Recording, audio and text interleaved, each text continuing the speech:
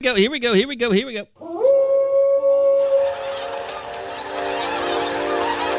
team, assemble!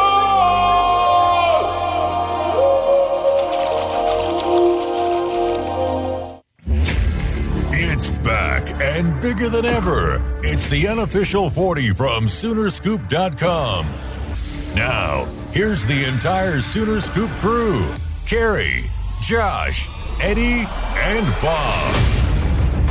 All right, we are the unofficial 4-day podcast from Soonerscoop.com, and glad to be back. The entire crew is here as we head on into the off-season and recruiting taking center stage. As boy, it has been an assault on your senses on Twitter. If you've been just watching where the coaches have been, and Josh McCuistion has been out on the road, and summer camps are getting ready to start. The caravan is in full swing. Eddie and I are going to be headed down to Duncan later today. I will force him to. I don't know if I'll force you to go to Taco Tico. I may just go through the drive-thru and get some for myself. That's the only reason I'm going. You're not interested in taco. Just look. It's fine. That's the only reason I'm going. No, it's fine. If you Taco Tico you trip. want to shit on Taco Tico, that's fine. Don't do it on your own time, not on mine. All right. I'm skinny. I don't eat real food anymore. I'm looking to be a bad boy tonight down in Duncan, America. I just want to see the reception that the hometown king gets. And think how much better the food's going to look to you tonight, Eddie. It's just going to look better. Everything's going to seem. It's like you got life again. I did get LASIK yesterday. It is unbelievable. I mean, there was some hit and miss moments last night where I was like, is this working? Did this work? Am I ruined forever? But woke up this morning, still a little bit hazy, but I mean, it's kind of crazy. Like hour by hour, I'm starting to get back into clear vision. So it's been incredible. And I appreciate the folks that Enjoy Vision for taking care of me. It was really cool. You'll be able to see the beauty of Southwest Oklahoma as we drive. That's really why I got Turnpike it. I just wanted to be able to see the beauty that is Duncan, America. Do you want me to call Rick Brott and let you walk the territory before we go to the caravan tonight? I do at some point, but I'm scared that I'm scared to sweat. I can't sweat for the next week in my eyes. So the salt from your sweat is not supposed to get into your eyes. I ordered some headbands. I'm hoping that they come in time. I don't remember that being part of the equation when I had mine. I mean, I don't know. They just say I don't think that they want you to sweat. I think that's kind of a I just don't think they want you out there playing basketball or anything. So people that haven't had LASIK, people that have kind of get the whole thing. It is literally about 24 to 48 hours of and I thought about this yesterday. It's like, just sit there and tell yourself, okay, you're not allowed to touch your eyes, your face. Like, you're not allowed to even rub your eyes. And if you just tell someone that, even if they haven't had LASIK, it bothers you. It's like, okay, why can't I touch my eyes? Like, why can't I rub my eyes? Why can't I close my eyes and just rub them to make myself feel better? Like, it all of a sudden, it's like your eyes just start burning for no reason. Because someone told you can't do that. So it's like, even when you have LASIK and there's a reason that you can't, legitimately you're not supposed to, it's kind of like a psychological thing, but it also is a physical thing because you want to, because your eyes kind of, not that they burn, but they're dried out, they itch a little bit. Like, you really want to just dig your fist into your eyes and just massage them. Yeah, a little bit. I really haven't had that just terrible experience quite yet. It was worse last night. But I think that was just when I get tired, I rub my eyes a lot. So the weirdest thing was just not putting contacts in this morning. I mean, I've worn contacts or glasses since third grade. So that was probably the biggest difference, I would say. But it's crazy. I can see everything now, and it's amazing.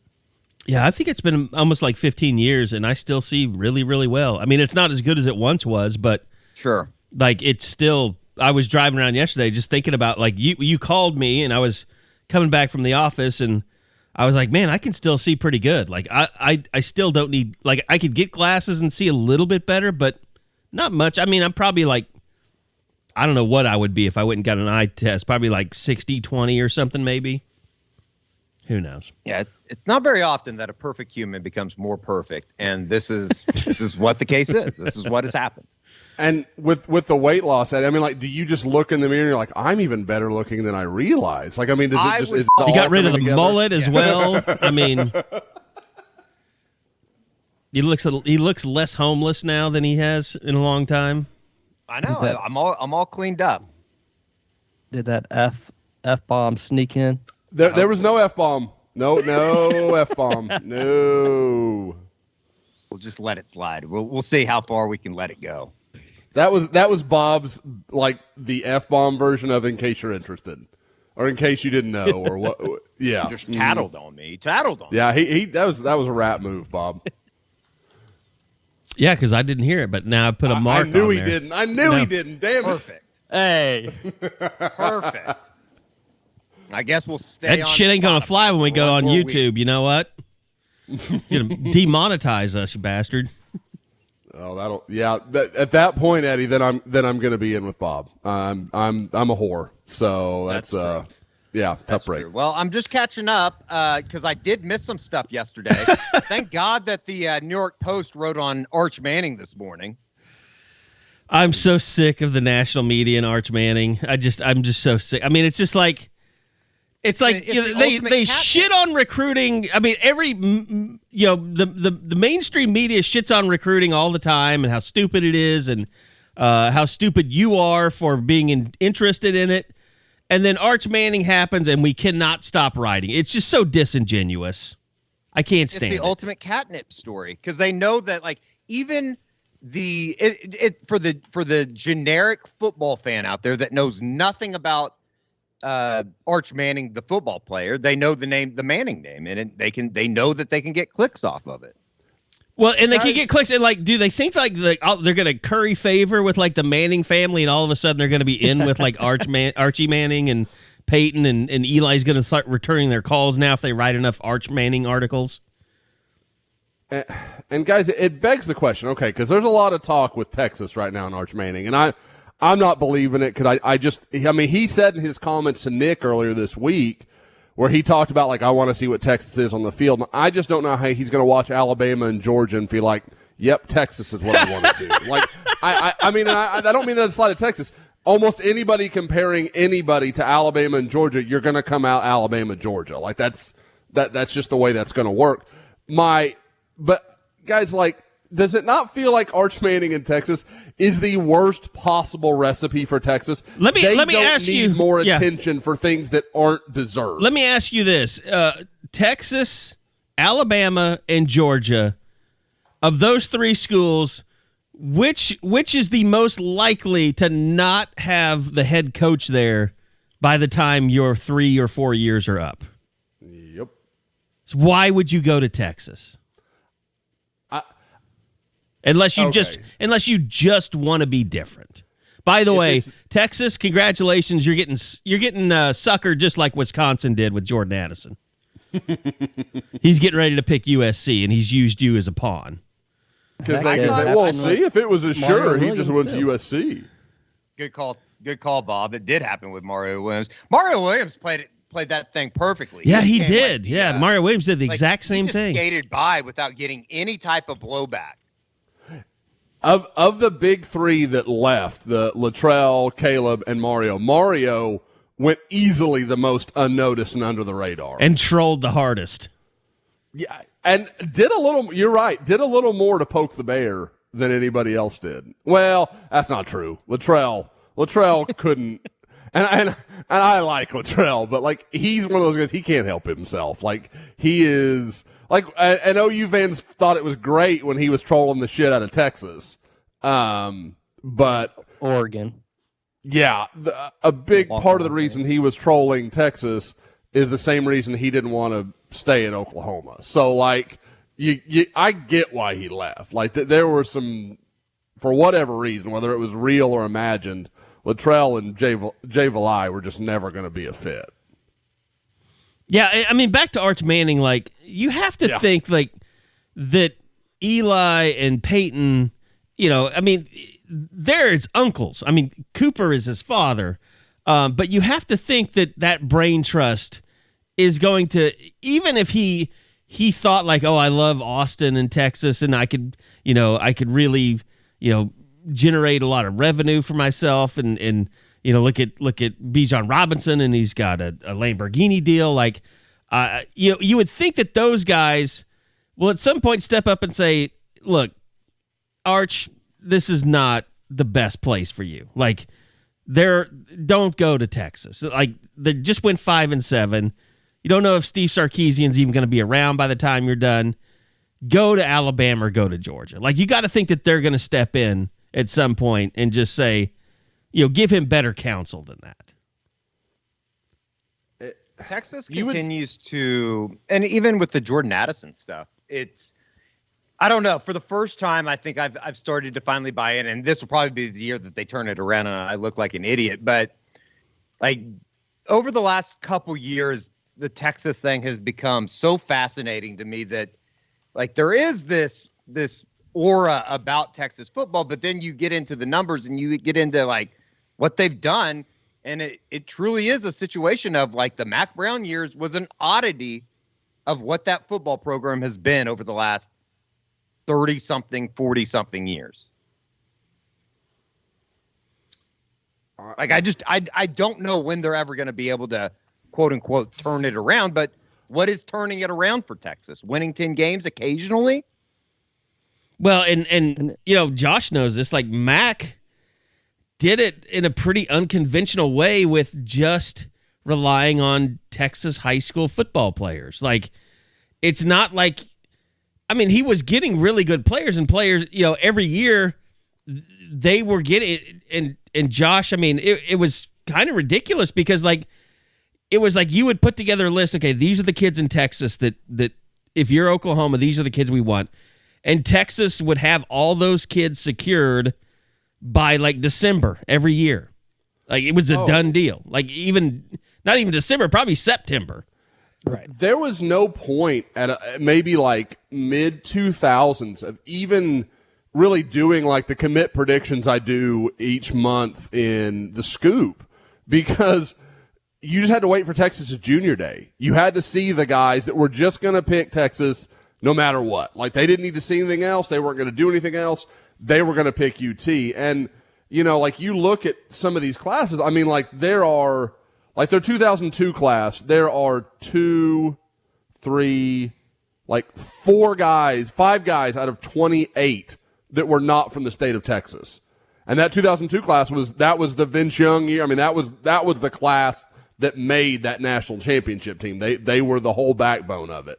And that was, I mean, Texas did junior days before anybody did. It was kind of like one of those things 20 years ago that people look at now, like NIL and stuff, like, well, junior days are ruining everything. These kids are just committing before they've even looked around, and now everybody does junior days, and 3 or 4 of them. Like, they do a ton of them, and they and Penn State really started that a long time ago, and everybody kind of got on board and started doing their own thing, because just like for guys like me, February and March used to be time off in the coaching world. Like, that was when they could spend time with their families and do stuff. Nah, man, that doesn't exist anymore. Like, that's over and dead. And so I think they did. And the problem with it, Kerry, is Mac took it too far. It went to be, we're doing so well in Texas, we're just going to take nothing but Texas kids, and didn't supplement his class with guys, like, you look at some of the guys I was talking about, that 4 or 5 guys that were outside of the state of Texas. There were some, like Casey Studdard. Like, I mean, there were some good players in there that helped Texas, and and some things develop some things. And some things happened that turned him off of going. Like, who was the running back from Colorado that Sukamel went out to see that they shut him out of the ESPN zone? He went to Colorado. He's from California. Was Darrell? Oh, damn, what was his last name? Was I it can see it. Scott? He was really good. Yes, it was Darrell Scott. That's Okay. exactly what it was. Yeah, he's from California, and he went all the way out there for his announcement. It was when they had the ESPN zones, and they wouldn't let him in the building. In 2010, they signed 3 players from outside the state of Texas. One was Jordan Hicks. That's a good hit. He's a 5-star. Yeah. One was a kicker from Louisiana, and the other one was DeMarco Cobbs from Tulsa Central. Yeah, I mean, that's like right. and don't get me wrong, you look around the state, like some of the guys that are landing, yeah, they landed some good players, but boy, there were some soft spots here. You know, I mean, just like who was the McCoy. DB from Millwood? Josh Turner. Josh Turner, yeah. Mm-hmm. I won't fault them for a second. I thought Josh Turner was going to be an absolute superstar. But that's the thing.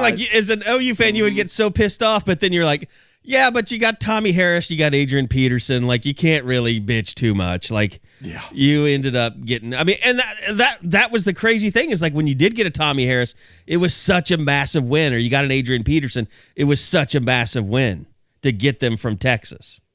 Oh, absolutely. And now we're in that same era. Like if you can, like a Kelby Collins, if you can get someone like that, that to me is like the equivalent of a massive win from 20 years ago in the state of Texas.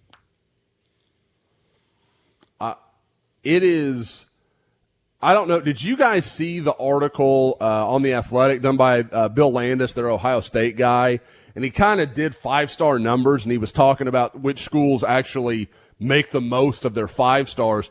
And he was going over, I think, the last 5 years, basically of players that have, expended their eligibility. They're like guys like Caleb Kelly that are done.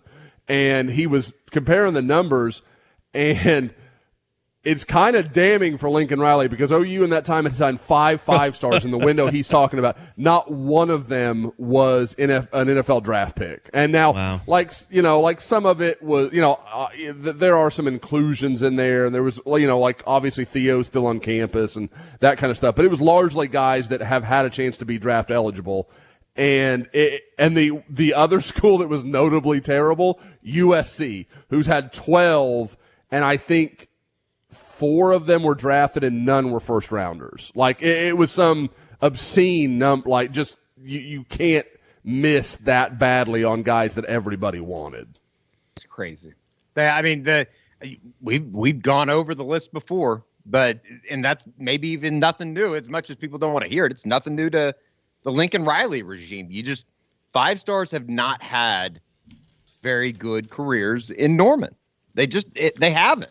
Well, and it also is more damning the further you get away from when you realize how many of those guys were on campus already when Lincoln got here, or Bob was the head coach, in terms of the talent level, and you see those guys spread throughout the NFL, and you realize from the moment Lincoln took over, he's not. The NFL is only littered with a couple of quarterbacks, and that's about it. I mean, and really, CD Lamb is basically his one guy that he can point to, that he recruited, developed, and put in the NFL.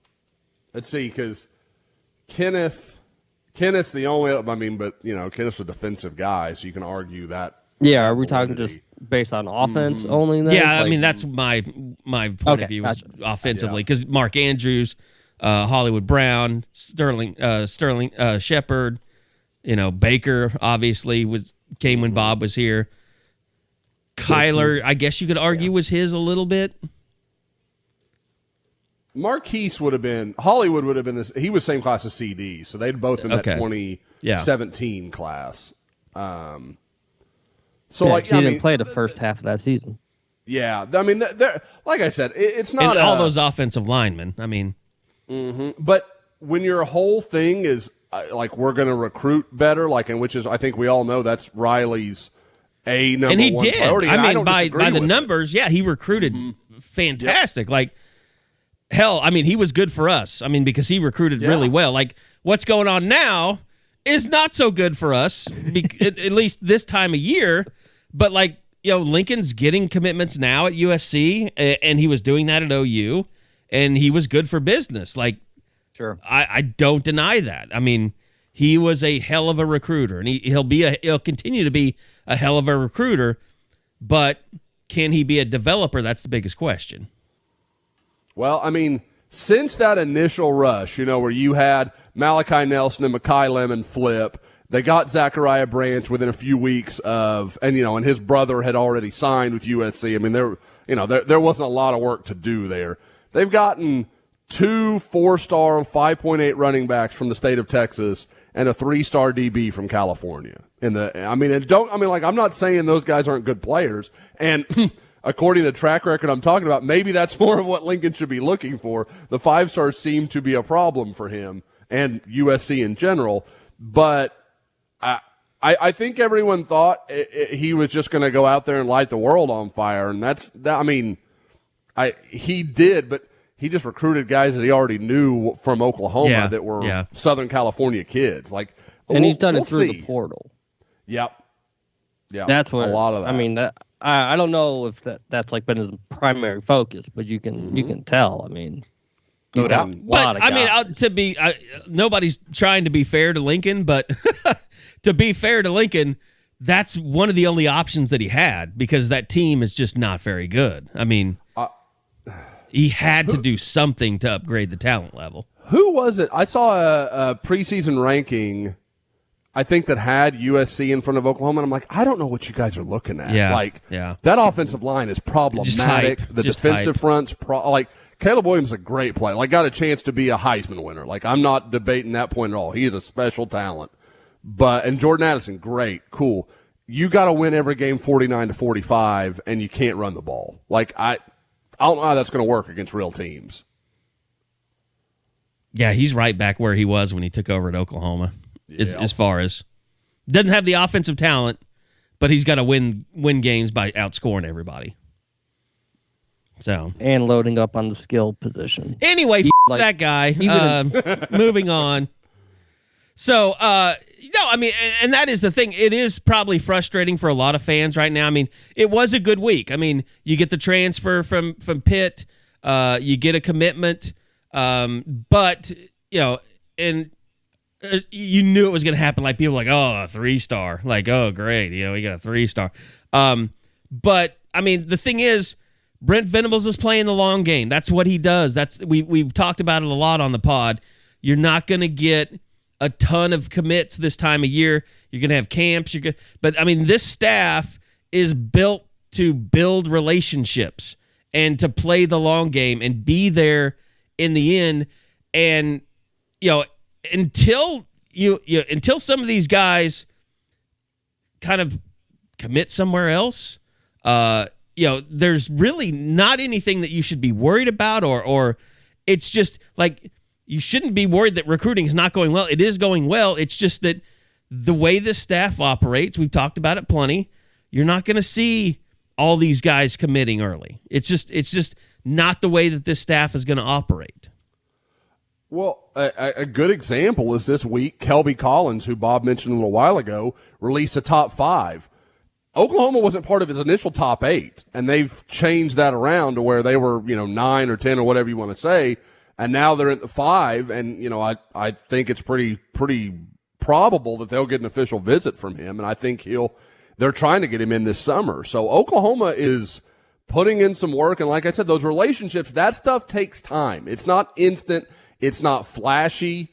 It's not it's not going to result in a bunch of immediate commitments, but over time it can win guys that maybe Oklahoma wouldn't normally win, or maybe would have landed a commitment from early and lost in the long run to a school that was recruiting based on relationships and that kind of stuff. So I want people to be realistic. I don't expect this crazy early June where Oklahoma's going to reel in 5 or 6 commitments on these 2 big these 2 big visit weekends on June 3rd and June 10th. I don't think that's going to happen. That's not what I'm expecting. Could a couple come in? Yeah. I think the odds just say they will. But given enough time, I think OU's going to be fine.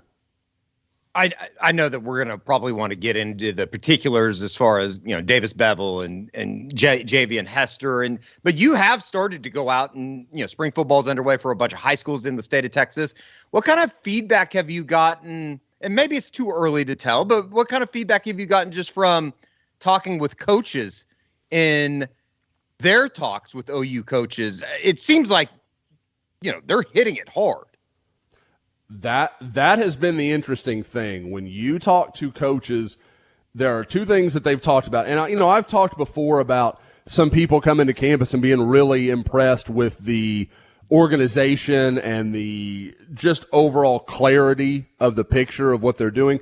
When these guys come to campus, though, they talk about these coaches not acting like they're just there to shake a hand and walk back out the door. Like these guys, they're, what do you see? Who's in district? Like having conversations with them, getting to know the area, not just, oh, you've got a player I like, or you don't have a player I like, but you might next year.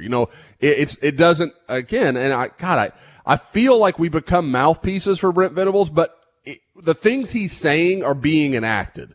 This is not transactional. Like these are guys trying to develop relationships with these coaches, and it stands up. Like I was talking to a guy the other day, and he was talking about, we had one assistant here last week, and I believe it was Cale Gundy. He was expecting, I think today, on Thursday as we record. So there is a lot more connection, where the staff is, hey, we're going to be there. We're going to be by. We want to be present. Carrie sent a picture earlier this week where Cale Gundy was watching Nigel Smith, and I hit up Nigel, and he goes, oh, yeah, they were here a couple weeks ago with Coach Bates. Like, they are not just being, like, oh, okay, we're around, we're there. They are spending time, and they're making sure they're seen. I thought it was interesting, and we can get into the visit a little bit, my conversation with DJ Lagway, but I was there yesterday, and Jeff Levy's there. Clemson's quarterbacks coach Brandon Streeter was there. Northwestern was there. Kansas State was there. I mean, big-time dude like him. A lot of coaches show up. And every time they were running a full team drill and they would move the sticks. It wasn't just, stationary, like, okay, complete a pass, come back to the original line of scrimmage. They would go down the field, advance, and if you scored a touchdown, you scored a touchdown. Well, when they would make their way back, Clemson, Kansas State, and Northwestern were just like beating it back to where they knew the start point was, which is, I think, on the 45-yard line. Levy, much more chill, like kind of out on his own in this white shirt, like just, I don't know, like it was like, is he trying to be more visible? Like, is he making sure DJ sees him as much as humanly possible? Like it may be completely invented in my mind. I just thought it was interesting that they were, it seemed like he was always in DJ's eye line. Like it was just one of those little things. And that's not really to do with what I'm talking about, but it's just kind of that idea of like, we're going to be there. We're going to be present. Well, I think that, we've talked about it before, but Levy just gives off that feel that he can walk into any high school in the state of Texas and he carries a little bit more weight than everybody else. Just because he's kind of one of them. Yep. That's exactly right. He grew up around those guys. Like right. Not those guys in particular, but Texas high school football coaches is, like his uncles. Like, that's the way he looks at those guys. And now, they're just like brothers. Like he grew up with all these kind of dudes. Probably not the most comfortable thing to talk about either, but his father-in-law, it probably helps. There's a lot of people that still like Art Briles as a football coach. Sure. Absolutely. Oh, guys, we talked about it for years that there was a lot of support for Art Briles amongst the Texas High School Coaches Association. There's no other way. And I don't want to lump everybody because I know there were outliers, but generally speaking, for all that happened, the Texas High School Coaches Association was probably too vocal in their support of him, just from the way it looks on the outside looking in. Yeah. I didn't want to completely side rail us, but I thought that was interesting. We'll get into more of that recruiting stuff. Getting the transfer portal stuff is, obviously what's happening with the portal and all that's a talking point throughout college football, but finally some good news for Oklahoma, getting a quarterback and a wide receiver. Yeah, when you come out of spring practice, you could hear it in Brent's voice.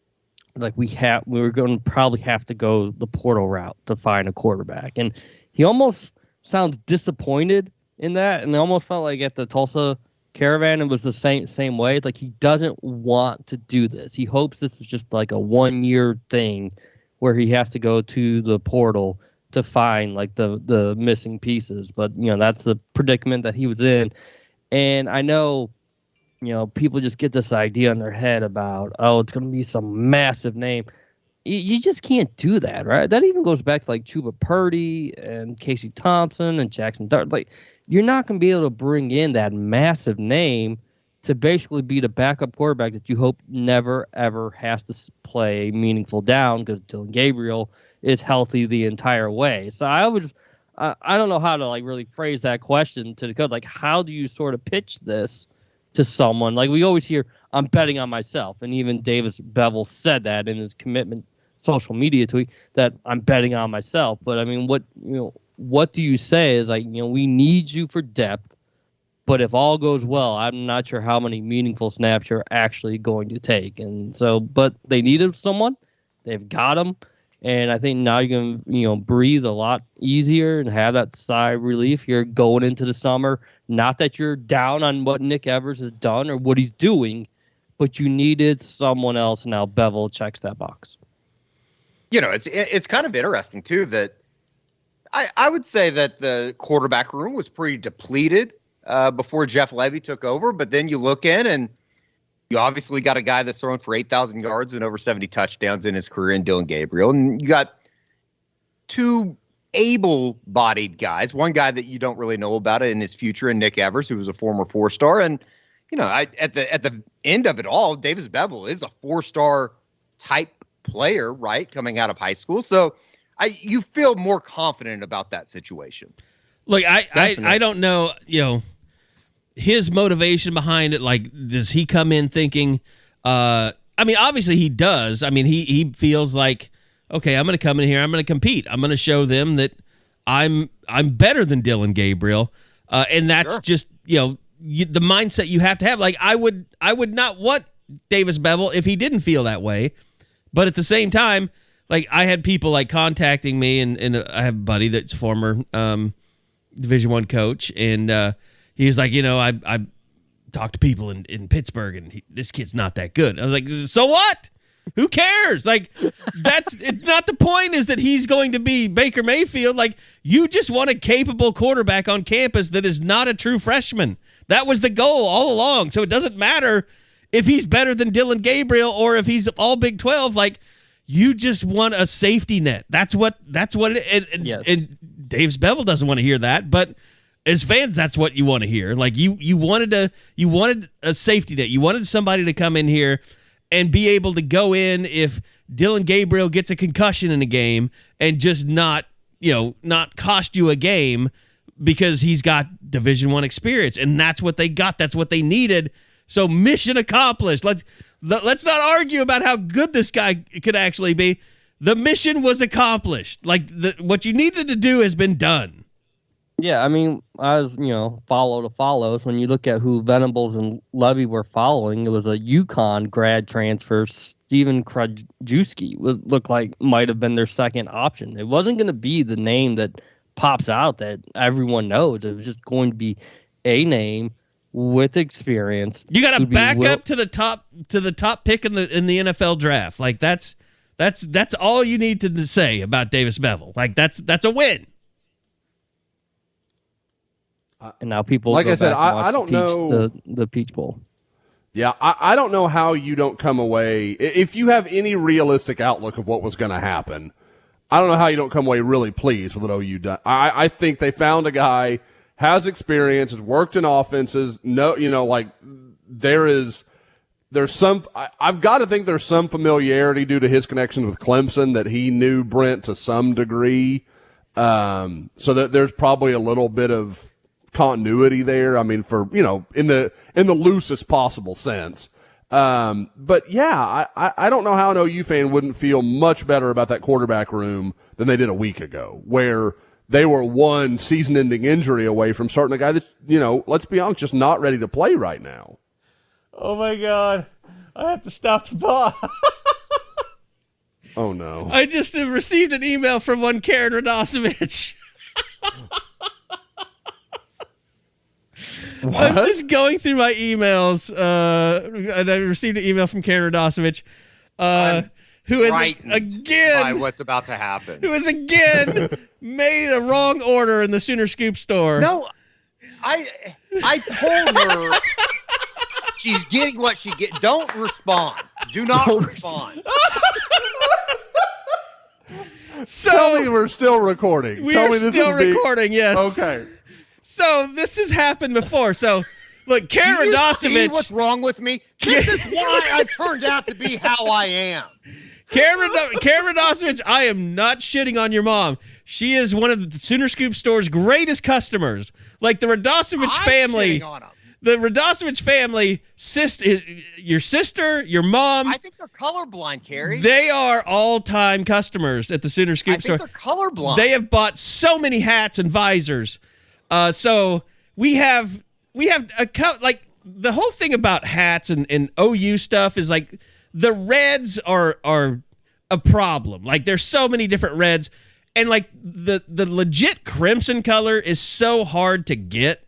Like there is maroon, there is like Nebraska red, and there is what they call cardinal. But cardinal is not really cardinal. So like our crimson hats, they're crimson. They're not real. Like maroon is a much deeper, but this is not a red hat. It's a crimson hat. It's a deeper red. And so I believe it makes 7 crimson hats that Karen Radosevich has now bought. They have all been returned because she wants a more bright red. And so she ordered 2 crimson hats the other day. And I said to Eddie, I said, are you sure your mom got the hats that she wanted this time? Yeah. And I called her and it's such a headache. I'm about to call her to bring her on the pod. So I got an email from Karen Radosevich that said, Carrie, don't think I'm a crazy Karen, but I did order the wrong hats again. Not sure what my problem is here. Anyway, I apologize for the inconvenience. At least she accepted responsibility. I told her that she ordered the wrong ones and she just needed to send them out. They're not even for us. They're for your cousins, right? Right. So yeah, she has also placed a new order for the Imperial Performance Reds. So. This, you know what this is, and my mom can't even accept responsibility because this has Ed Radosevich written all over it. Ed the Second. God. So like Ed the Second sees the hats and he's like, nope, don't like those, not red enough. Right. But so she's just taking the bullets for him. Is that what's happening? I'm not a fan of the red ones. I like the crimson. No, and most people do. Like they're our best seller. Right. Most people buy the crimson over the red. He thinks they're too A&M colored. Yeah, he thinks they're too maroon. Right. Right. But that's just how people are. Everybody has a different opinion of what OU's crimson really is. Sure. Like, I remember Jeremiah Hall, like, he wanted to keep his shirts at the store before the spring game, so I let him bring them over, and he opened them up, and they were a nice kind of cardinal red. But he was like, these are too red.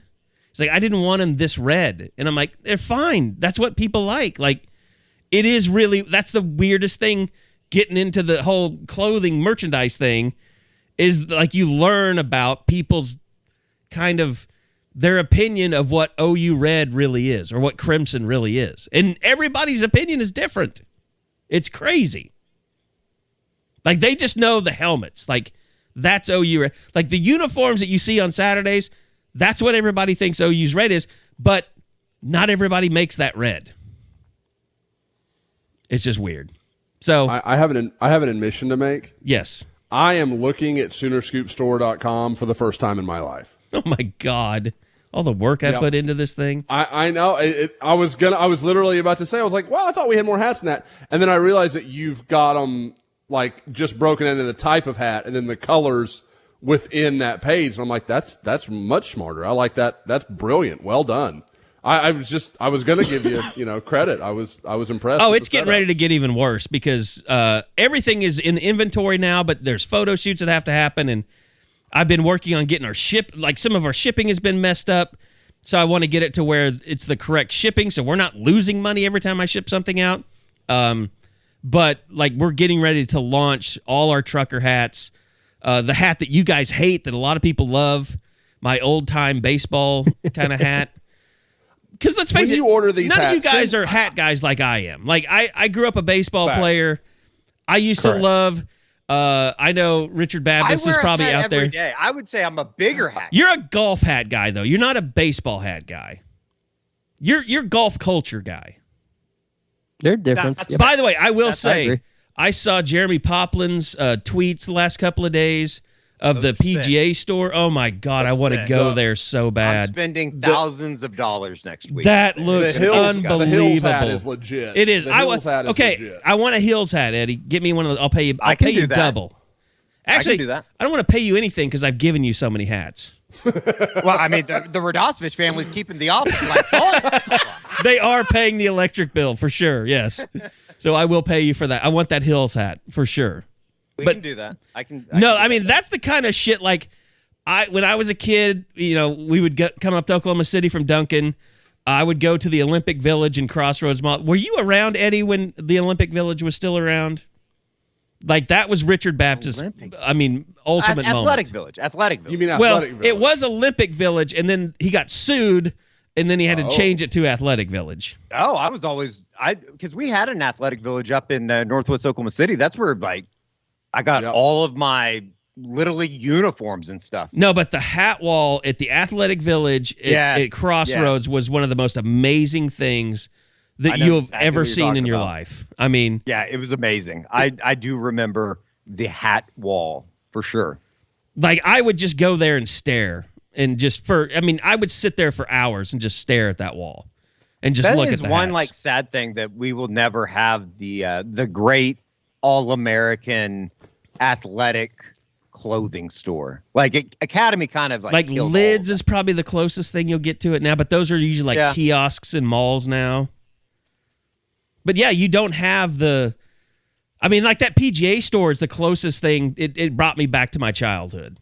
Like just wall to wall hats and shirts and clothing and athletic wear. Like it's amazing. And did you notice like the line that they have to the checkout in that thing? It looks like you're waiting to get on the best roller coaster that ever existed. It's so huge. Like you'll miss it, but like go back and watch one of those Jeremy Poplin videos and he kind of pans by it. You're going to be in a long line, but it's going to be amazing. Yeah, supposedly the tent up there is like over a football field long. It's over 100 yards. Can you go to that without having a ticket to the PGA? Probably not. I really don't know though. I don't know how the whole setup is. I don't know if it's inside the gates. I would imagine it is, but I really don't know. That would be really stupid if it wasn't. I mean, if it was. Like, why would you cut yourself off from all that possible commerce? Right. Now, can I count on you for this, or do I need to get Sam Humphreys as a backup to get me one of these hats? I can get you a hat. Okay. I'll be up there a You lot. can get me a hat does not say you will get me a hat. Though. Yeah. I will get you a hat. Yes. Okay. He wants video evidence if they're sold out. No, well, I'll be up there early. We'll be able to figure this out.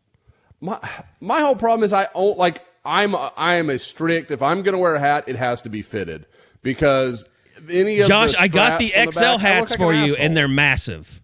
Okay, that's a I'll bring you. thing. I'm coming to Houston next week. I haven't said this, but I'm coming to Houston next week for the caravan, and see each other. To bring Josh more crap. It's going to make Tiffany very happy. She's going to be so excited. I'm bringing you a teleprompter. It's not going to be pretty. She's not going to be happy. She's going to place a tracker on your car to be like, oh, shit, he's in the greater area. Like, something more is being brought to I can't wait to drive through all the refineries again. Oh, God. Yep. Uh-huh. And what's funny is I think slowly but surely, I'm interested to see if there are people out there that have a vague guess on where I live in the Houston area. Like, I mean, don't live in Houston. You live in Mexico. I mean, you are so far from Houston. On the other side. When you get to the Woodlands, you're not even close to being there. It's like you're halfway there. Yes. It's by Stringtown. Oh, God. No, nobody's going to want to guess because they're going to be like, man, I'm sorry. Like, that's a tough break. Like, Stringtown is a hard part of Houston. That is not Sharpstown is what you're thinking of, Eddie. Sharpstown. Yep. That's right. Damn it. Yep. I messed that up. That's the only place that you've ever taken me that I was like, middle of the day, like, holy shit, this is a little bit weird. And then Reggie Chavis was it Chevis? Reggie Chevis? Yeah. The linebacker? Yeah, big linebacker, tackling big kids burly on dude. A football field with glass. Oh my God! Like you were like every time somebody hit the ground, like there were stickers on the, like it was not. I mean, it's just not a soft place, man. It's a tough spot. There's no doubt about it. But I think he went to A&M. He signed with A&M, and I want to say finished out his career. I assume got a degree. Yeah, I think it was like one of those great kind of stories. Like he graduated from A&M, probably has a great job now because of those connections. Pretty cool. Mm-hmm. By the way, we were talking about Lincoln's development. Isn't Jimbo Fisher a little bit on the clock as far as development in guys? I mean, Isaiah Spiller, I think we all thought would be like one of the top running backs taken. He was drafted, but I don't know. I mean, with all the 5-stars that he's signing, isn't he a little bit on the clock in terms of determining if he's really producing top-tier NFL talent like Alabama? I don't know how he's not if he isn't. Like, I mean, don't get me wrong. Like, clearly his best class was the one that just signed. They're freshmen. You can't build, like that. That's not going to happen overnight. I get it. But, I mean, it's not like he hasn't been doing it before. Number 6 in 2019, right behind OU. And I mean, and think about what those two programs have done over the last 3 years. It's not number 6 in 2020, and let me pull up 2021 just to end this conversation. And he was number 7. So I mean, 3 top 7 classes in a row, and they had that one good year in 2020, which was, I mean, as we look back more and more, that looks like that year had a lot of weird outcomes that don't make a lot of sense. And A&M being 11-1 and nearly making the playoff could easily be argued as one of them.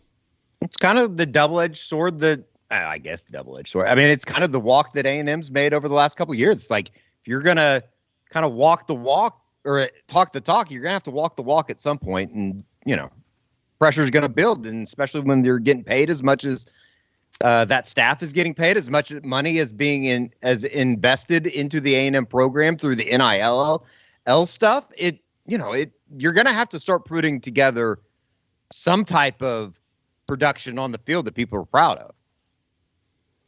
Yeah, just a little side note that I thought of when we were talking about that earlier.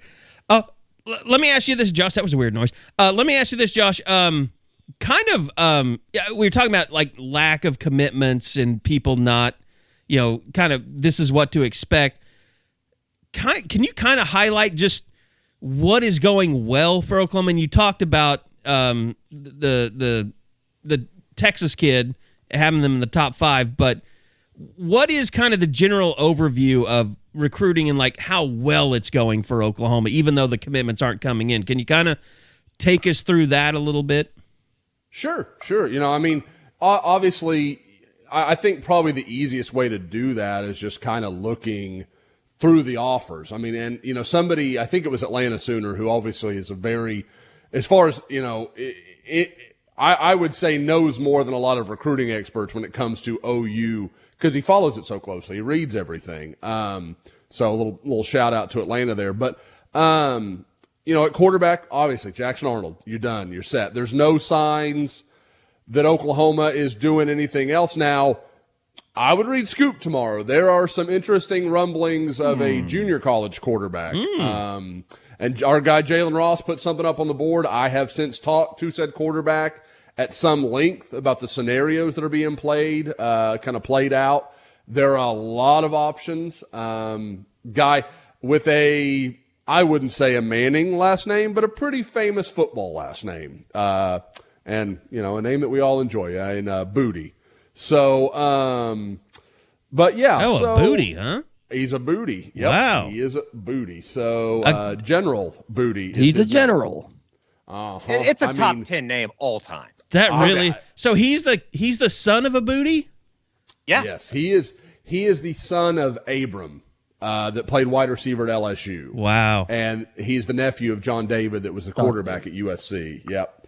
Was that were they Evangel Christian guys? Yep. Okay. Yep. Those were That was the beginnings of Evangel Christian. Right? That was right. Like that was when they were at their most monstrous. Like when they really, like I would say, John David might have played with Tristan Ross. Like I want to say that's Jalen in the right ballpark. Yeah. You better be on that, Jalen. But yeah, so like I said, that's really the one anomaly at quarterback right now. 2024 looks good. A couple offers already have gone out. We'll stick with 23 to make it simple. Running back is really one of my big question spots. I don't know they've made some more offers there, which tells me they're not as convinced on where they are. Which is kind of what Atlanta was asking me about, kind of because you can use offers to kind of read the room a little bit. Like, well, how do they feel about where they are? Running back, they've made some more offers here in the spring. I wouldn't say unanimously to guys that I loved on tape. So, not bad players by any stretch, but just not guys that you're like, well, I don't care who they've already offered. That dude's got to get an offer. Like, it wasn't that kind of feeling when I watched them. So it felt like, okay, they're making some plan B, they're setting up for some things here if things don't go right with a few guys. And I wonder how DeMarco's going to feel about this, because I know under Lincoln, they wanted the running back room done by June. That was the plan, is we want that done and handled and taken care of. Brent's not going to have that sort of timeline on it, but he knows, like, you need to get that spot locked away because, there's plenty of good running backs. You can go find somebody. You can't wait around forever and then get left at the altar because you waited too long on a guy that chooses somewhere else. So that'll be interesting. Wide receiver, I like where they are on some guys. The Petaway kid from Houston, it really seems like he's big on OU. Caden Lee from Atlanta, I'm hoping to see him in a couple weeks in Atlanta. I think OU's in a really good spot there. Yeah, Anthony Evans, who I'll see on Fridays. Tomorrow as we record here on Thursday. Speed for days with Anthony Evans. That is going to be it's not hard to see what OU likes. He told Nick Harris yesterday that he is going to take an official to OU for the barbecue and then take an official the following week to Georgia. And you've got to think at that point he's probably not far off from a decision. You take two big officials like that, 3-star guy. I don't think he'll wait. I don't think this is going to be a guy you have to wait until November to know what he's doing. But he's already committed once, backed away from it. He'll try his best to be sure this time, because you don't want to be that guy where you keep kind of hopping and jumping. Tight end, there is I'm not ready to run the story yet, but there is a story on the board about a Power 5 tight end commitment that will be in Norman this weekend. Not committed to OU, just so we're clear.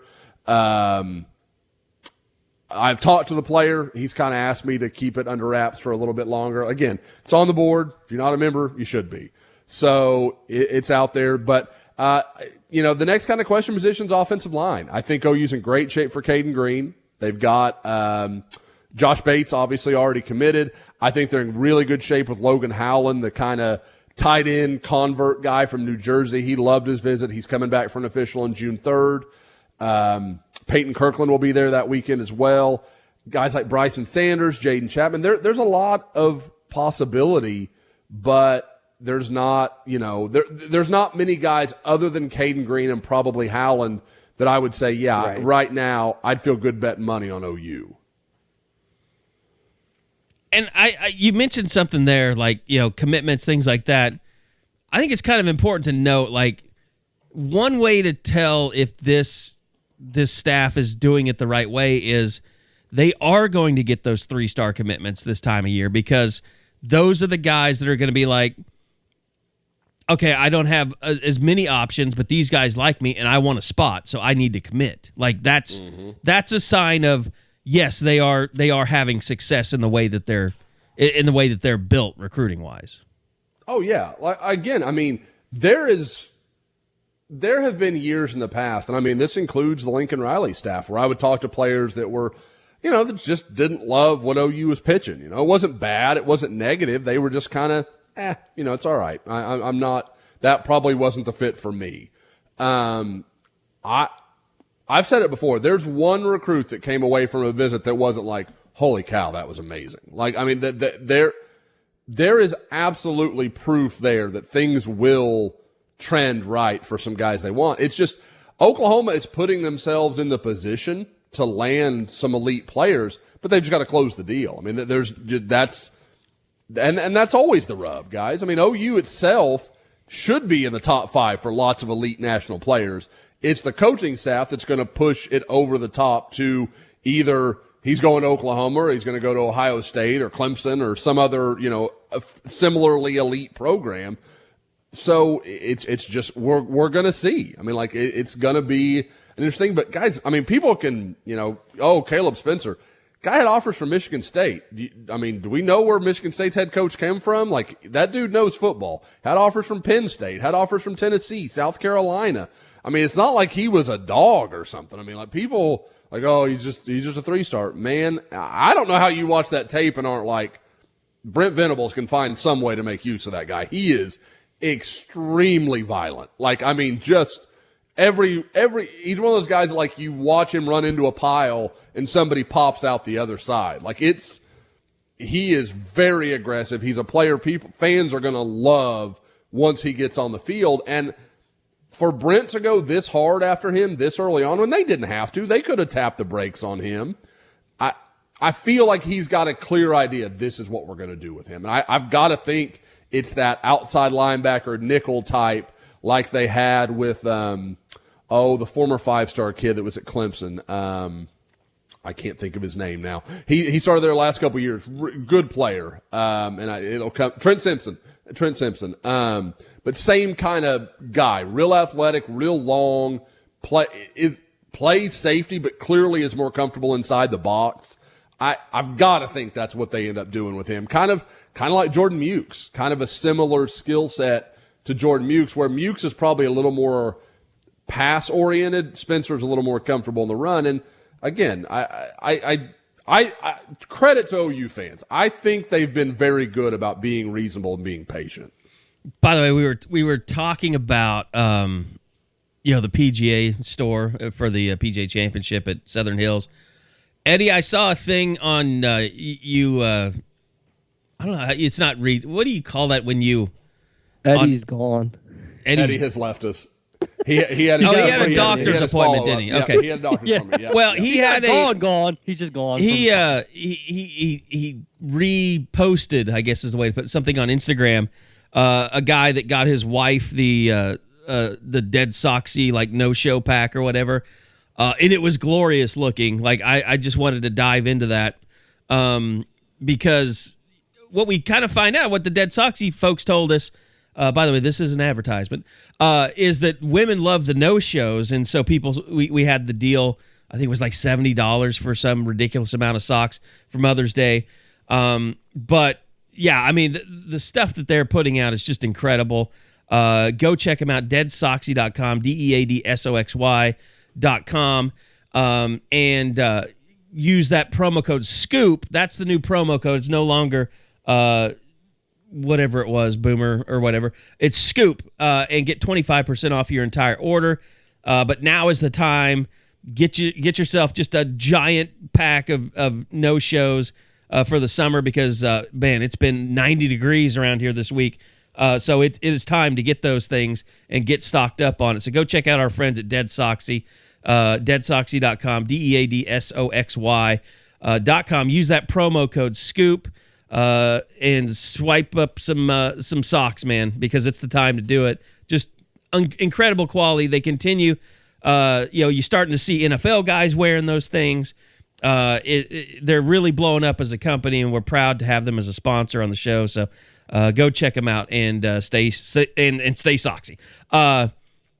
Look, I think, Bob, maybe one thing we can get into before we get out of here. We didn't want to have a 2-hour pod. We did that last week. I do have a question for Josh. Yeah, go ahead. Yeah. All right. So we got J.J. Hester in for OU. Is LV Bunkley Shelton now not a take, or is it too early to know?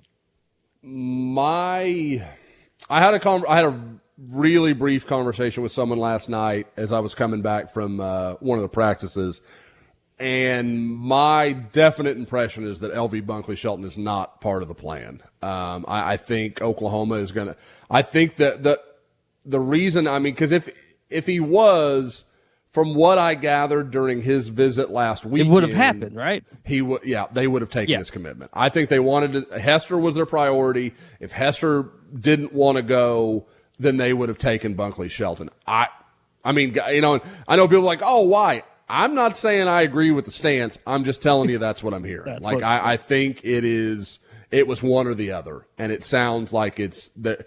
And people I know will say, oh, there's a huge need. Yeah. But if you take a young guy like Bunkley Shelton, you could be missing out on, one of the wide receivers I mentioned earlier, one of the guys that, the Jaquays Petaway or, Caden Lee.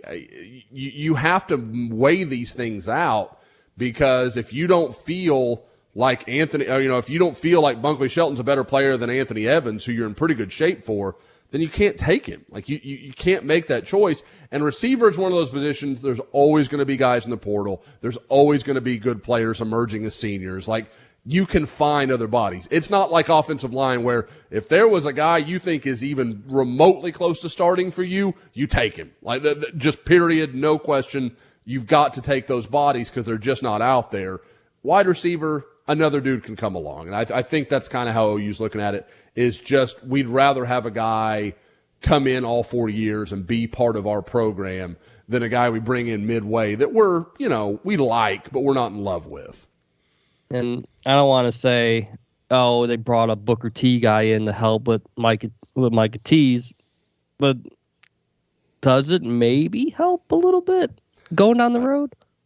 I mean, you would have to think, right? Like, I mean, I know Micah tweeted about it. That's it feels like a chess, not checkers move. Like, I mean, like, it feels like there is something else there. And, guys, we all saw it, all the 918 tweeting and stuff from Jaden Rowe and Gentry and all those guys. Like, I don't think that was just about JJ Hester. And you saw guys also tagging Gentry Williams and stuff too. Mm-hmm. Oh yeah. Oh, it's well, I mean, Gentry, I think on Monday tweeted something to JJ like, let's run it back kind of thing. Because, I mean, Gentry played so young at Booker T. He played plenty of ball with JJ. So Robert Spears Jennings was another Tulsa kid that was throwing it out there. Yep. They are, I mean, OU knows. Like, if there's one area code in the state of Oklahoma you want to win, it's 918. I mean, I'm a 405 born and raised, but, man, 918 just produces a lot of talent in a little condensed area, and they know they need to have good relationships at Booker T and Jinx and Broken Arrow and Union and all those other places. So they're just being smart, and they're going to hit it, kind of from the ground up. And it sounds like Micah from, I don't know when I first kind of, reported that, probably a month ago now, that at that time I thought it was almost dead. Like, I was like, that's not going to change. I couldn't come up with the word I wanted there. But I kept saying, like, irrevocable, irreplaceable. I'm like, nope, none of those is what I'm looking for. But no, I'm not saying I'd pick OU. I still wouldn't right now, but it feels like the waters have calmed a little bit, and maybe given a little time, you can work some of these things out. Need to hit up my guy Darnell, see what's going on there. Shout out Darnell. Look, anything else you want to hit on recruiting, Bob? I think I'm good. Okay, for this week. One thing I think, kind of one of the things I wanted to finish off on is for us to kind of bring up what's been going on with the NCAA and collectives and all that stuff, which is, I mean, who couldn't see it coming? I will say, kudos to the NCAA for actually acting on, or trying to act on something. Now, I'm holding my breath until we actually see some teeth, to this talk that's out there. But it was kind of like my concern about the collective thing the whole way. And it's like, I told you guys on the pod, like, I am not I've not really been interested in the collective game. Like anyone that's brought it up to me, I'm like, yeah, that's just, you don't understand how much work that is in the first place. And I don't even know if, you're going to do a whole bunch of work and then it's just all going to get shut down. And that appears to be the direction the NCAA is going in, which I applaud them. I mean, I've not held back on this. I've said it repeatedly, like, basically people are funneling money to players. That is not NIL. That's pay for play. That's not NIL. That's not name, image, likeness. I mean, what you see, like, with Jocelyn Allo, that's name, image, likeness. She's getting a bunch of deals, and good for her, and it's awesome to see. What you see, like with Caleb Williams, that's more name, image, likeness. Now, the portal stuff, I mean, Lincoln is squarely in the NCAA's crosshairs over the not just recruiting, like the Tennessee stuff, the collective they're up Schitt's Creek without a paddle, and the transfer portal stuff, like Lincoln is in the crosshairs over that stuff. That's the stuff that they're really concerned about, and that's not what NIL was intended to be. And I think we all know that. And it's like, okay, good on you for recognizing this, NCAA, and actually talking about it and putting it out there and putting people on notice. But at the same time, like, the collective thing to me is not NIL in its truest form. It's just a way for you to funnel money to players, and it's good that the NCAA is actually talking about it now. Talking about it, but I don't know how they're going to enforce it. I don't know what the lawsuits words are on coming, Monday probably, actually said to how it would be enforced. It seems very arbitrary to kind of pick, that one is breaking the rules, but that one isn't. So I guess you have to start somewhere. So at least they did that, but it's still like a long ways to go before they actually figure out where they want to go. And if you go after somebody like John Ruiz, you're going to be in a lawsuit. Yes. Because he's a lawyer and he's got billions. And he wants to fight. He wants to fight. Yeah, and I think I've said all along, I think he's doing it the right way. Now, he's doing it in a way that's not scalable. Like, you can't do it anywhere what he's doing because he just has the money to do it. But he is legitimately, I believe, following the rules in this thing. I mean, he's got players representing his companies. And is it market value? I think the NCAA might kind of take issue with that. Like, are you getting a return on your investment by giving Nigel Pack $800,000? I can't see how that's possible. But maybe more people. I mean, there's not a single college football fan that doesn't know what Life Wallet is now. I will say that. Well, and the whole problem with that isn't like, we've always argued, like, NFL quarterbacks, like, they're paying Mike Glennon what? Like, his market value, he's an NFL quarterback. Yeah. Like, your market value is what somebody's willing to pay. Bob, that wasn't meant for you to catch a stray there. I mean, Tom Brady's going to make $375 million, and he doesn't even have to work yet. I mean, for a job he's never done. Yes. But and don't get me wrong, Tom Brady will be freaking great at that. I can't wait to listen to him calling because, I mean, I was with somebody the other day. He's so competitive.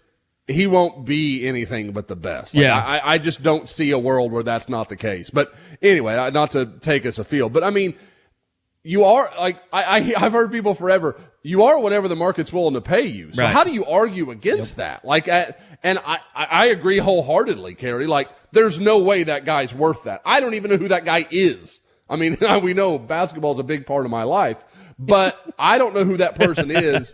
There's no way he's worth almost $1 million to a half-supported college basketball program or college athletics program like Miami. No way in hell is that the case. At the same time, someone willing to pay it, like, how do you argue against that? Like, how do you say that's not my market value? So it's a tough line to walk. Guys, the one I keep coming up with, does the NCAA have to look at itself and say, okay, screw it. The student-athlete thing is dead. It was an idea we used as a workaround so we wouldn't have to call these guys employees. Why don't we call them employees? Then we can get this back in-house, let the schools actually run this show, and then the schools can be penalized. Because you're right. They have no ability to control John Ruiz, but if he's having to work with the Miami athletic department to do all these things, and he does do something wrong, then maybe he can't get punished, but Miami can.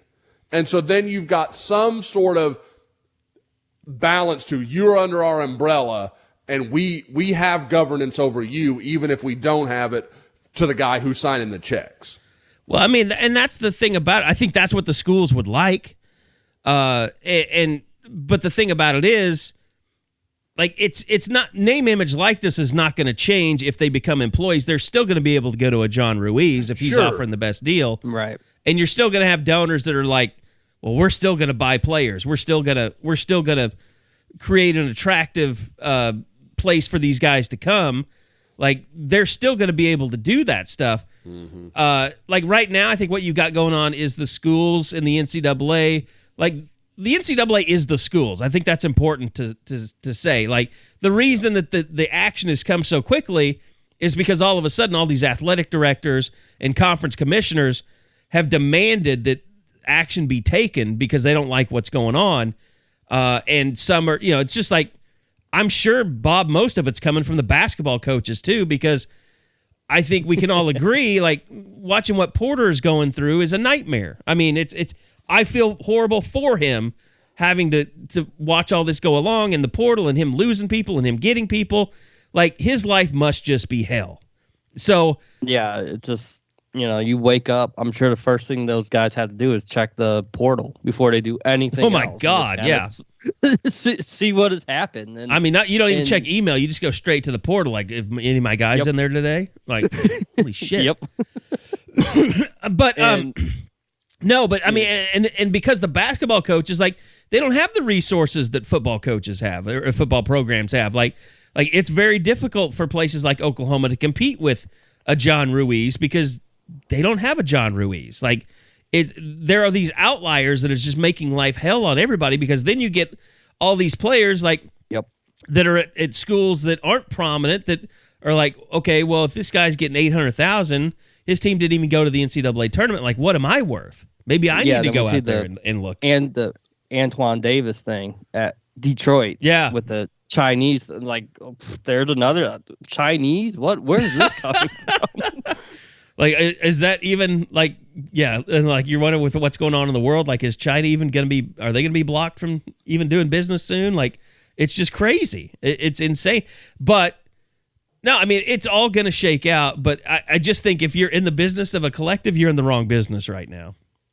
It's just, there's too many unknowns, and it just seems like the whole nonprofit thing and the IRS and all this stuff, it's just, I'm glad that they're looking at it, and it's just kind of like, we're just doing what we do. We're still, we'll still have stuff going on. It's like, but we always look at it as what is really the spirit of NIL, and that's how we want to operate. Like, we're not wanting to do a collective. We want to do some stuff with athletes. We want to have interviews. We want to have YouTube shows.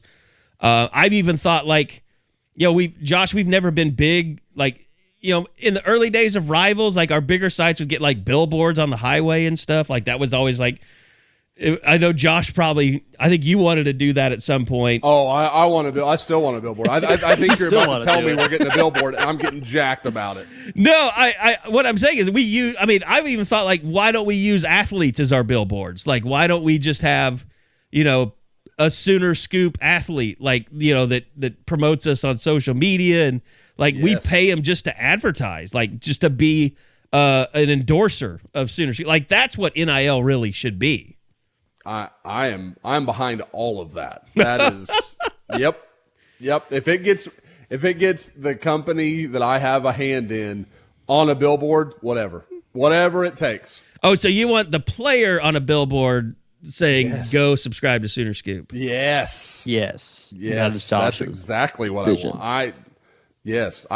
I don't know that I'm going to have to continue working from that point. It may be over for me at that point. Once I'm on a billboard, all I really have left to do is the Christmas stand at the mall, and then I've done all I came to do. The kiosk and the billboard; those are Josh's dreams for Sooner Scoop. Dream big, Josh. Dream big. Who knew it was that easy to get you to spend money? I think we all know I like the sound of my voice. I really like Not my picture anywhere. I don't want my picture anywhere. I'm horrific. But someone else spouting something that does my bottom line good, yep, take it all in. Who would you pick right now on the team to represent Sooner Scoop to be our spokesperson? Let's say one male and one female athlete. It can't be Jocelyn Allo because she won't be by the time we're ready to do this. She'll be. You're gone. Right. Fair enough. Well, I mean, it'd have to be Jordan Ball, wouldn't it? I mean, Jordy, yeah. I can go Jada Cole. Oh, that would be. We could do a cross from. We could be Jada do Billy and Billy. Jada. Yeah. That's not bad. That's not bad at all. Billy's going to have to lock down a starting spot. We need that to happen. And that's no shot at Billy. It's tough world out there. But I mean, it's got to be Danny, right? I mean, Danny fits us to a T. Like he is. That's everybody wants us to align with Danny Stutzman. There's no doubt. Mm-hmm. And I've talked to Danny a little bit, and he's interested. So, I mean, again, but he's like your guy. Like you could do your own YouTube show with Danny.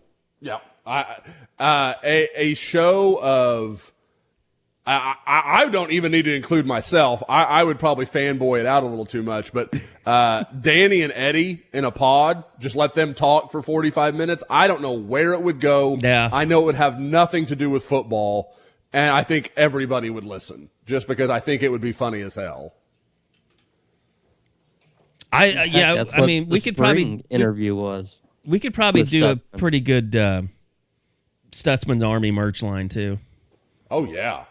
I mean, we've got the camo hats. We just have to rebrand them just a little bit. So, although if we could get a really good Hawaiian restaurant in Norman, I'd be willing to pay Dylan Gabriel some good money. Yeah, he needs. I need some Loco Moco in my life. Like that needs to happen. I know Loco Moco fascinates me, and also I'm with you. Yep. Also, anything with Spam in it fried Spam is fantastic. My father-in-law, there's a place in North Houston that my father-in-law and I have literally talked about going to for 10 years and never find the occasion to actually go do it because it's in North Houston, which means it's 7 hours away. Yeah, exactly. Like we're going to have to rent a hotel room. It's a whole thing. So, Carrie, what is Mo Betta's that's on 24th and Robinson now? Yeah, I think that's a couple of Hawaiian guys that opened something up. Yeah, I think they've got Loco Moco. I think they've got what's the tuna dish, the raw tuna? Poke, yeah. Mm-hmm. Oh, poke's on point. Poke's delicious. I know you didn't love it in that thing you had. I didn't like the shrimp tartare or the tuna tartare that I had, but it wasn't the taste of it. It was just I got to get used to the texture. And I think I can. Are you a sushi guy? Yes. Okay. Then yeah, you'll get there. Yeah. But not like the giant yellowtail, like what do they call the one where the Is that unagi? I can't remember the term. Like I usually eat a roll. Like I mean just that's if it's in a roll, I can handle that, but like it's not sashimi. Yeah, I can't remember the grades of it, but I know what you're talking about. The big piece of like a piece of fish right. or something. Yeah, I'm not down with like that. A little bed of rice right. or something. Yeah, I got you. So anyway. All right. So I mean, we got the caravan coming up tonight. Next week, Houston and Dallas, and I'll be at both of those. And I'll be down there to see Josh. But Bob, I think Porter's been to every single caravan when they only thought he was going to be at 3 so far. So that's probably speaks I was a little interested as to why, because even like the live evaluation, that's usually the weekend. So he couldn't make a Tuesday, Thursdays. I get now looking back. Yeah, the jams and all that are usually on the weekends. So. Well, I think he was scheduled to be at Houston and Dallas the whole time, or maybe the one they said he would be at for sure was Duncan in Wichita, I think. Oh, really? Yeah. Okay, that's weird. But it's like there's really no reason for him not to make it. I mean, I know he's still busy with the portal. They still have 3 open scholarships, but just logistically, he should be able to make it, and I'm sure he's doing a tremendous job because. as we've said before, with Jenny Baranchik and Brent and Porter, that's 3 great people to do this type of event. They are absolutely the right personalities that you want for something like this. I did have an awkward moment with Jenny Baranchik in Tulsa. I went up to her and literally apologized that we don't cover women's basketball. And she was kind of like, well, you can always get better. I was just like, I just stood there like an idiot. So yeah, that was fun. Thanks for enjoying my pain in silence. It's going to be interesting seeing what the Duncan thing is like tonight. I'm sure I'll see some old friends. Rick Brott, probably run into him. See if my guy Jed is out there. See if the Duncanites are supporting tonight. The Amarillo one looked like it was pretty good. I didn't see any pictures from like the event itself. I just saw like the table set up and stuff like that. But it'll be interesting to see. And I think a lot of the media are headed down. I know like Eric Bailey's coming all the way from Tulsa. So I'm expecting Brent will at least talk to us a little bit tonight. So that should be interesting. And like I said, it'll continue next week, and then camps get underway. Josh has been out on the road. Will continue to be. I think he's headed somewhere today, right? You're going to see Hicks today? Yep. We're going to see the nation's number 2 player today, David Hicks. So I'm going to go watch him work out in Katy. Do you expect kind of like a mini circus around there? No, I think several have already made the rounds. I mean, there's going to be coaches. There'll probably be another reporter or two there because, and I'll be perfectly honest, I'm not even sure how the hell you say his school's name now. He is trained, obviously, those that don't know, he was at Allen last year, moved back to the Houston area again this year after playing there as a sophomore and freshman. But they won a state title last year, and it's Paitao, something like that. And they've got multiple. I mean, their defense, I think it's going to start 4 or 5 guys that have Division I offers, including him. I mean, which, that's just unfair. So they should be very, very good. I'm anxious to get a look at them. All right, I think that's going to do it. I've got to head out of the office and get a bunch of crap for Josh that Tiffany's going to love me for bringing to the house. And the girls will be out of school, right, next week? No, they're still in school. Oh, okay. They're still in school. Yep. But, we can meet you for dinner or something. I mean, we can do something. So I'm excited to see the girls. But there's a lot of pressure. I got to bring stuff because they're used to me bringing stuff to them. You absolutely. That's gifts. Like Pearl came to the office and I just gave her bubble wrap, and she loved it. Bubble wrap. Yeah. You could bring little bubble mixture blowers, and my girls are going to be happy as pigs and shit. It's going to be fine. Well, you need to text me what to get them, like something that they've been wanting that they need, because I can't come empty-handed.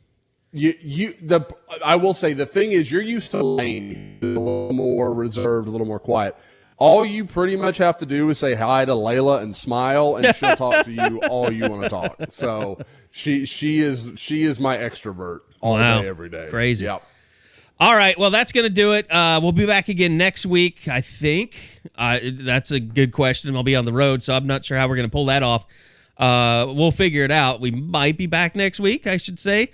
But anyway, thanks to Josh, to Bob, to Eddie, who is at the doctor. I'm going to now go and fix Karen's order at Sooner Scoop. So that's going to be fun. So go to SoonerScoopStore.com. I promise you by this weekend, we'll have all the new hats up if you want the trucker hats, the flat bills.